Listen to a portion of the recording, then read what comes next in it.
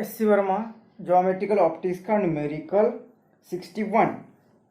A diverging lens of focal length 20 cm and a converging mirror of focal length 10 cm are placed coaxially at a separation of 5 cm.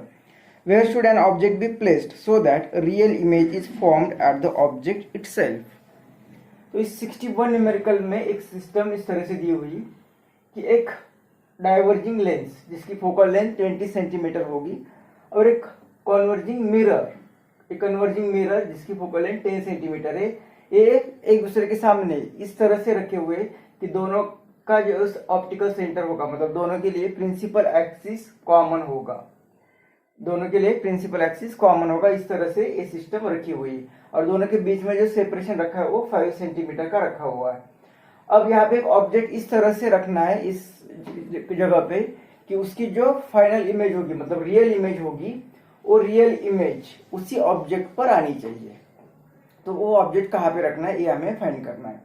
तो ये जो principal axis है इस side में तो इस object को नहीं रख सकते क्योंकि एक कन्वर्जिंग मिरर है, तो यहाँ से कोई रे आके इमेज फॉर्म होने वाली नहीं है, हमें रियल इमेज चाहिए। बीच में अगर यहाँ पे रखते दोनों के बीच में तो क्या क्या हो सकता है। तो एक पॉसिबिलिटी कि ये रेस यहाँ से चले जाएंगे इस मिरर पर, इस लेंस पर, और वो डाइवर्जिंग लेंस होने के कारण वो डाइवर्ट होके और एक दूसरे से दूर चले जाएंगे तो कभी मीट होगी ही नहीं, मतलब उनकी जो इमेज होगी वो वर्चुअल इमेज ही होगी। दूसरी केस की ये रे सपोज यहाँ पे आ गई, इस मिरर पे आ गए तो वो कहीं रिफ्लेक्ट हो गया। सपोज ये रिफ्लेक्ट होके कहीं पे इस मिरर लेंस पे आ गए तो वो फिर डाइवर्ट हो गए, तो उसके कारण भी इमेज बनेगी वो वर्चुअल इमेज ही बनेगी। तो इसका मतलब ये यहाँ पे नहीं रख सकते। अगर इस साइड में कहीं पे रखते हैं तो क्या पॉसिबिलिटी हो सकती है। तो सपोज ये ऑब्जेक्ट यहाँ पे रख दिया तो क्या पॉसिबिलिटी है का एक रे मान लो कि यहाँ से इस तरह आ गया तो ये डाइवर्जिंग लेंस होने के कारण वो डाइवर्ट होगी। ये डाइवर्जिंग लेंस होने के कारण ये रे डाइवर्ट होगा। अब डाइवर्ट होने के बाद ये मिरर है तो ये कन्वर्जिंग मिरर, तो वो जितने एंगल इसे हम रे नॉर्मल निकालेंगे। अब ये रे कहाँ पे चला जाएगा तो यहाँ पे नॉर्मल निकालने के बाद जो जितना एंगल ऑफ इंसिडेंट बन गया उतने एंगल से वो रिफ्लेक्ट होगा। मान लो कि रिफ्लेक्ट होके वो ऐसे कहीं चला गया तो उसकी जो इमेज होगी वो फिर इसी ऑब्जेक्ट पर नहीं आएगी। या इस लेंस को बड़ा भी किया तो ये रिफ्लेक्ट होके इस लेंस पे आ गया तो डाइवर्ट होके फिर से वो डाइवर्ट ही होगा, मतलब ये वापस यहाँ पे इमेज नहीं बनेगी। तो लेकिन एक पॉसिबिलिटी हो सकती है कि ये जो रे यहाँ पे आ गया, ये डाइवर्ट होके यहाँ पे आ गया और किसी दूसरे एंगल से रिफ्लेक्ट होकर कहीं और ना चलते हुए अगर वो वापस इसी जगह पे आ गया, वो रिवर्स हो गया अगर, तो प्रिंसिपल ऑफ रिवर्सिबिलिटी से ये वापस यहाँ पे आके यहाँ पे रियल इमेज बन सकती है। फिर अब क्या कंडीशन रही है कि ये जो रे यहाँ पे आ गया और इंसिडेंट हो गया मिरर पर, उसी ने वापस उसी रास्ते से आना चाहिए। तो ये कब पॉसिबल होगा तो इस कर्व पर अगर रे परपेंडिकुलर इंसिडेंट होगा तो वो वापस उसका पाथ फॉलो करेगा, रिवर्स वे में वो चलेगा। अब ऐसा कौन सा रे होता है कि वो कर्व पर ऐसी कौन सी लाइन परपेंडिकुलर होती है तो कर्व पर उससे रेडियस से आने वाली लाइन जो होती है वो उससे परपेंडिकुलर होती है। मतलब ये जो रे है इस कर्व मिरर के सेंटर से अगर आता, मतलब ये जो रे है ये वापस कब आएगा, मतलब मान लो कि इसे बैकवर्ड डायरेक्शन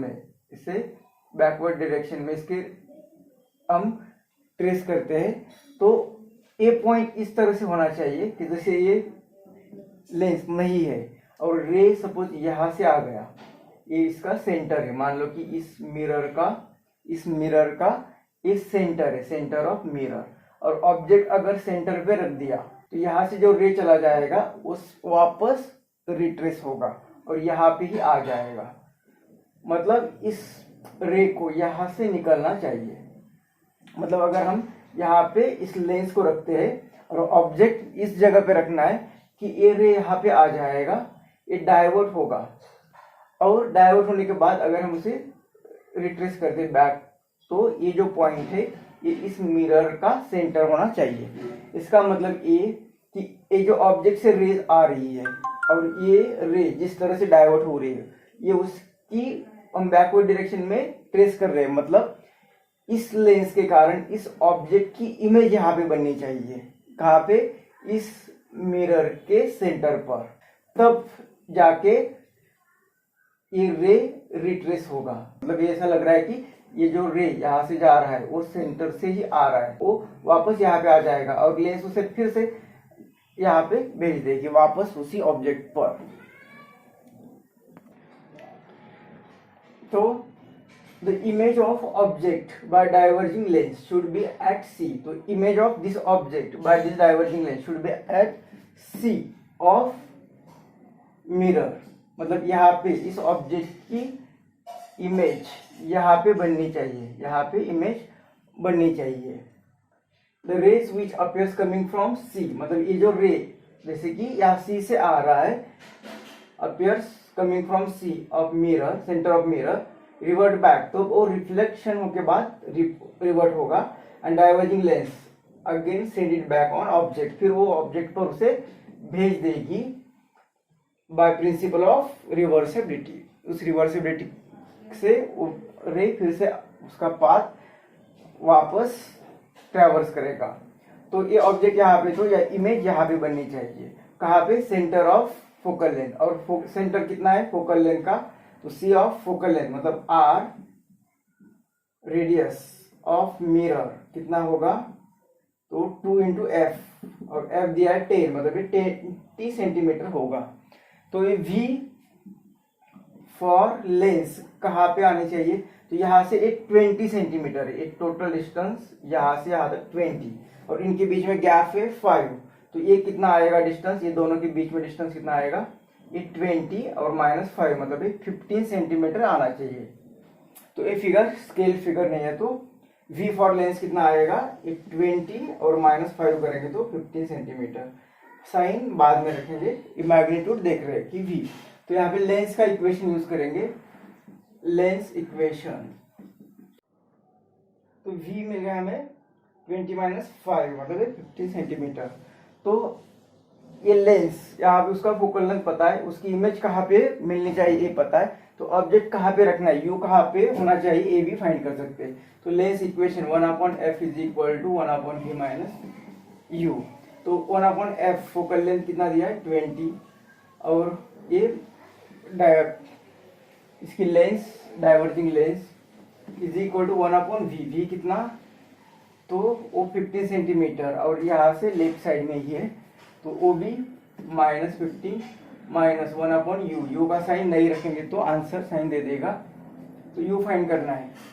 तो ये आएगा, इसे इस साइड में भेज देते 1/u को, तो प्लस होगा, इसे इस साइड में भेज देते तो ये भी प्लस हो जाएगा 1/20। तो 1/u इज इक्वल टू ये -20 और ये +50, और इनका मल्टीप्लिकेशन 15 × 20।